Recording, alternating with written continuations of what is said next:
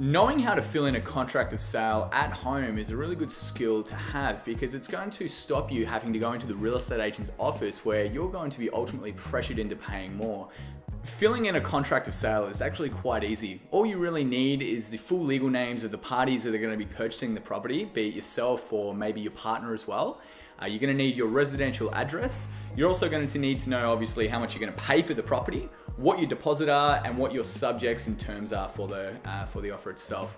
We're going to be going through the contract step by step, and it's going to be a brief overview. So consult your conveyancer if you want to go in depth a little bit more into it. And we're going to be going through the section 32 just to briefly describe and show you what that document actually contains. The particular contract we're going through is actually a live contract, so we've had to censor out some of the information in there as far as the property address and the vendor's details, but stick with us and you'll understand.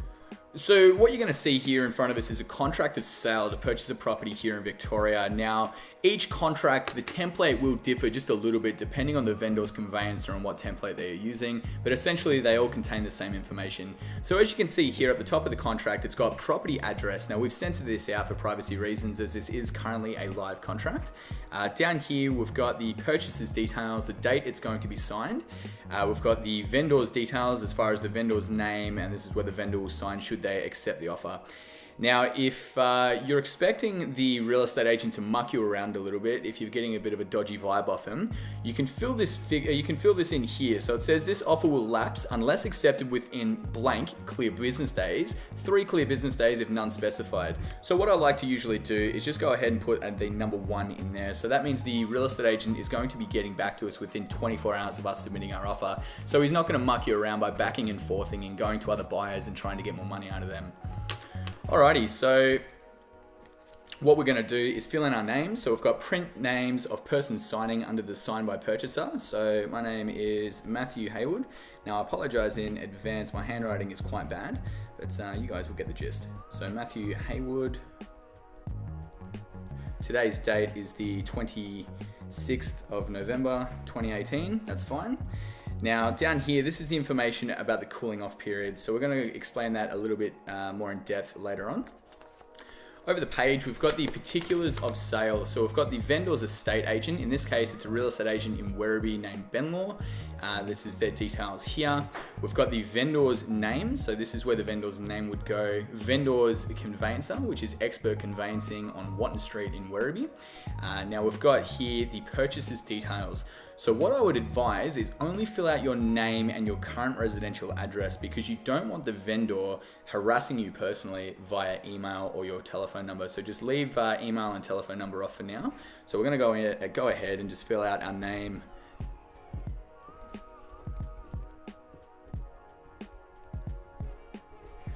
And my address is 12 Fake Street in Melbourne.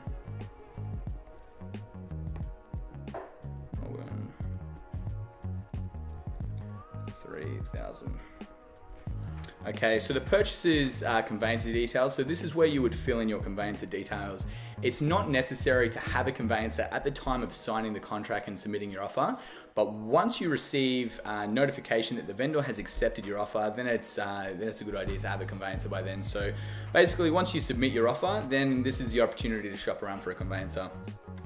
So we can see down here that the certificate of title reference is on here. So this is just so you can do a little bit of cross-checking just to make sure that all the documents are correct. But once again, this is going to be something your conveyancer will go through for you. So over the page, we can see this is where the figures of the offer go. So we've got the property address up here again. Goods sold with the land. This is generally all fixtures and fittings of a permanent nature. So i.e. Dishwashers will stay, lights, window fixtures like curtains, etc. Now the price for this example, we're going to offer $450,000.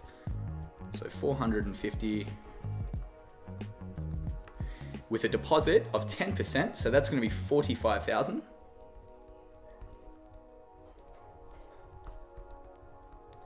Now, because today we are signing it is the 26th of November, we're going to make the deposit due date for 2 weeks. So this will give us time to get finance through our mortgage broker.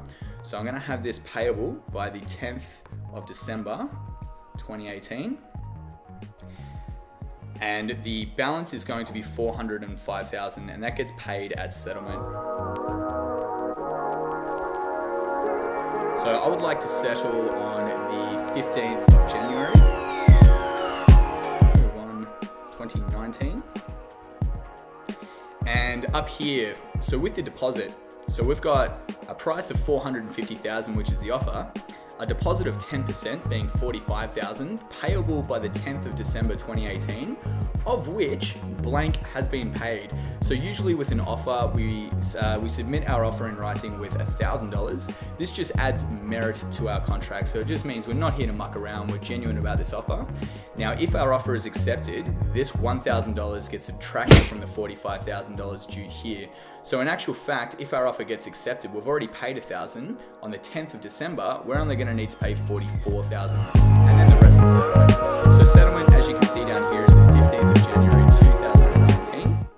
And down here, this information here, whether it says loan, which is general condition 14, is where we're going to have our subject to finance clause. So you can see this line here says the following details apply if this contract is subject to a loan being approved.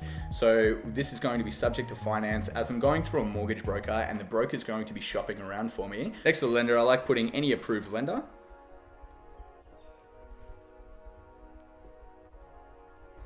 Now the loan amount is going to be the same as your balance. So that's going to be $405,000 in this instance.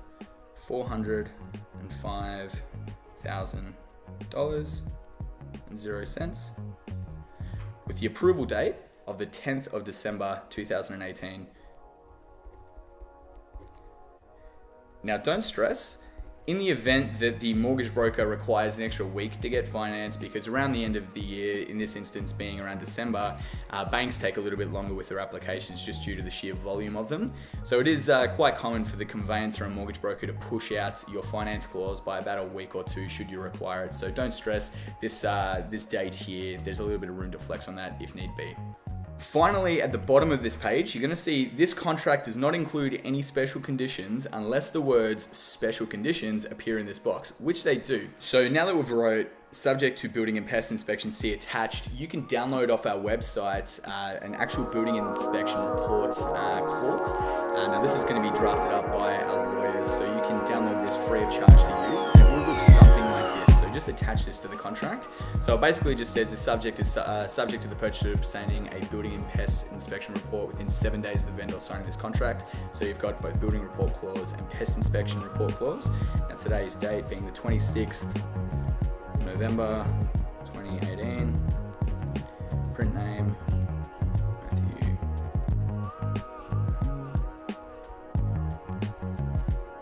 And then signed at the bottom. Cool. Now we just attach that after this page. So we're going to go ahead and just do that real quick. Slide that in there.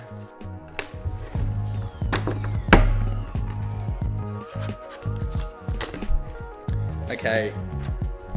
After this information has been filled out, we're going to direct our attention to the vendor statement, otherwise known as the Section 32. So this is the vendor statement page. Now this is required to be signed both by the vendor as well as the purchaser. So we're just going to sign it in here. Purchaser's name, myself.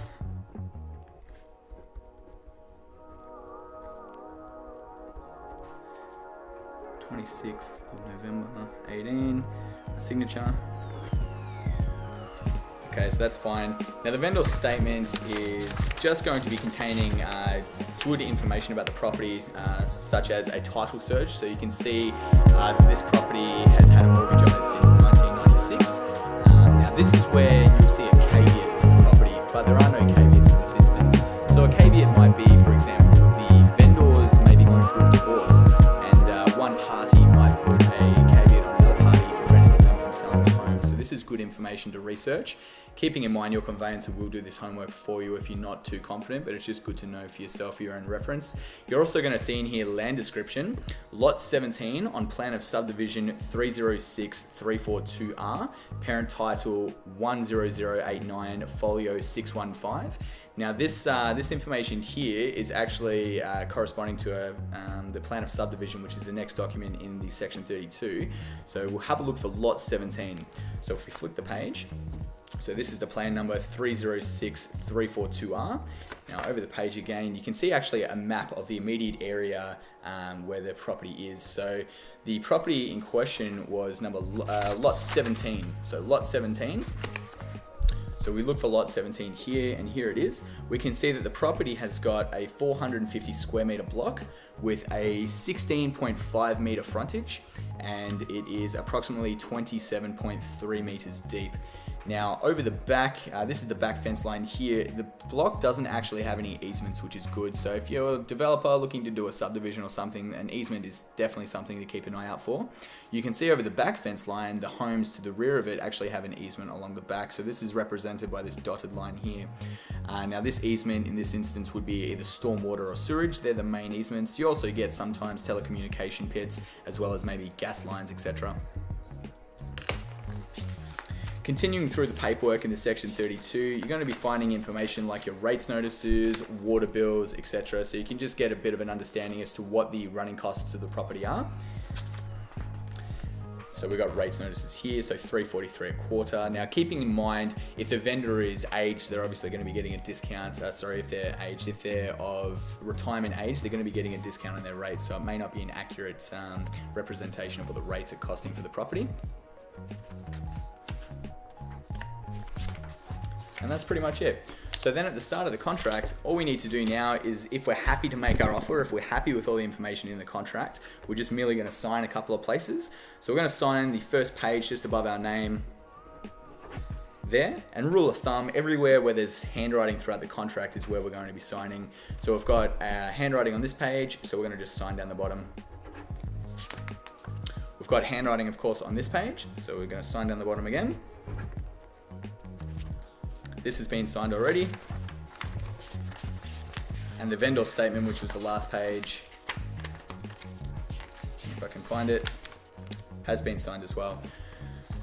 So there you have it. That's how you make an offer in writing. Now we submit this to the real estate agent via either email or dropping it into their office. We're also going to be sending it to our conveyancer to make sure they can have a look through it.